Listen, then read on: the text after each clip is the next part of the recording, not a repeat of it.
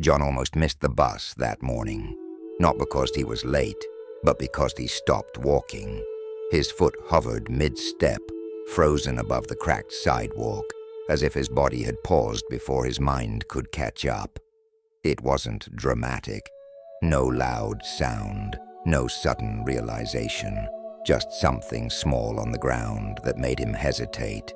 He didn't know why, and what bothered him most was that he didn't even want to care. People passed him. The city moved the way it always did. The bus hissed as it slowed in the distance. Still, John stood there. That hesitation mattered more than he realized, because John wasn't stuck because life had been especially cruel to him. Plenty of people had it worse. He was stuck because somewhere along the way, he stopped believing effort changed anything. And once that belief took root, it quietly began running his life. Every decision, every delay, every excuse, disguised as practicality. John learned early how to keep going. After his father disappeared, keep going became the rule. There were no long conversations about feelings, no explanations, no space for confusion. Bills still arrived every month. School still demanded attention. His mother still woke up tired and went to work anyway. So John adapted. He learned how to be useful, how to stay quiet, how to move forward without asking too many questions. People praised him for it. They said he was strong. What no one noticed was the cost, because John didn't just lose his father. He lost the idea that life could turn out okay. From that point on, he stopped expecting things to work out. And when you stop expecting that, you stop trying in ways you don't even notice. On the ground near his shoe lay a thin, worn bookmark. John frowned. It wasn't trash. It wasn't new. The edges were frayed, the color faded from years of use. For a brief second, a memory flickered through his mind. His father sitting at the kitchen table late at night, a single lamp on, a book open in front of him. Bookmark placed carefully between pages, as if the story mattered enough to be returned to. The memory irritated John more than it should have. Doesn't matter, he muttered, stepping past it. But his pace slowed anyway, because something about that object felt familiar. And familiarity was something he'd learned to avoid. An older man sat on a bench near the corner store. Same place, same hour, every day. John had noticed him before without really seeing him. This time, the man spoke.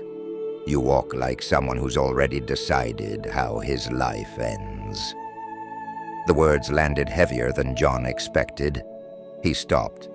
"I'm busy," John replied quickly, his tone sharper than necessary. The man didn't seem offended. He nodded calmly. That's what people say when they're afraid to stop. John felt exposed in a way he didn't like.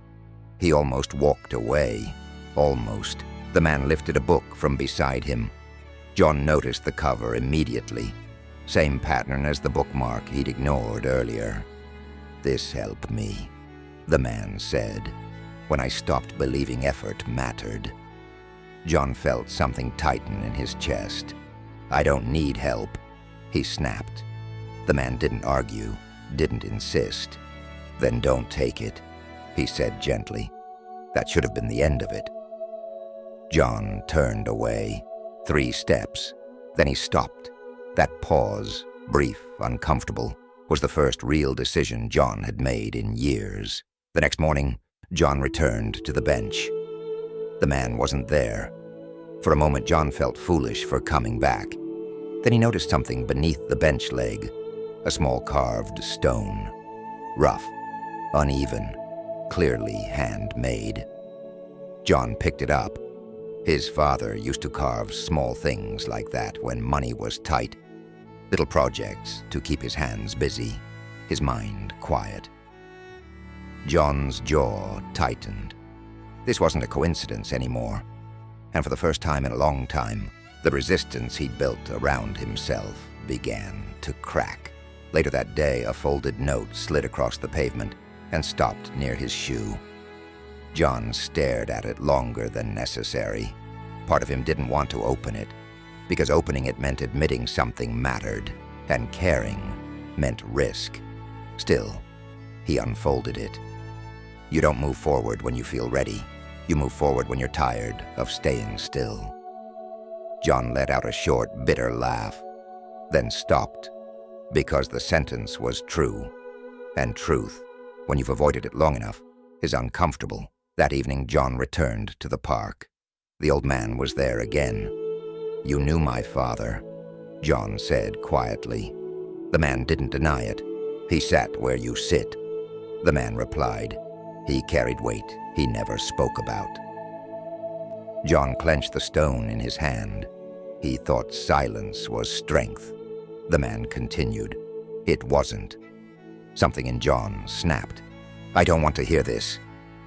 He stood abruptly, and for the first time, John walked away on purpose, not to escape, but because the truth hurt too much to absorb all at once. Near the old tree, John noticed disturbed dirt. Hidden beneath the roots lay an envelope. He recognized the handwriting immediately, his father's. John's hands shook.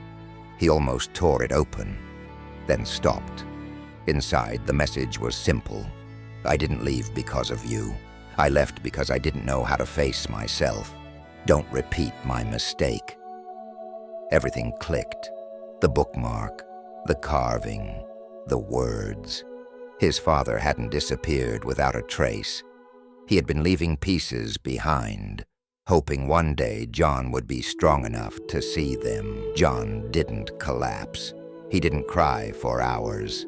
He sat still and chose something different. Success didn't mean fixing everything overnight. It meant refusing to pass the pain forward. It meant taking responsibility for the beliefs that had shaped his life and choosing movement, even while afraid. The next morning, John returned to the bench. The old man was gone, but John didn't need him anymore. He placed the bookmark inside the book, the stone in his pocket, the letter close to his chest. The step John took that day wasn't big, but it changed the direction of his entire life. Because positive thinking wasn't pretending. It was the moment he decided, "I will not give up on myself." And if you're still listening, maybe this isn't John's story anymore. Maybe it's the moment yours finally starts.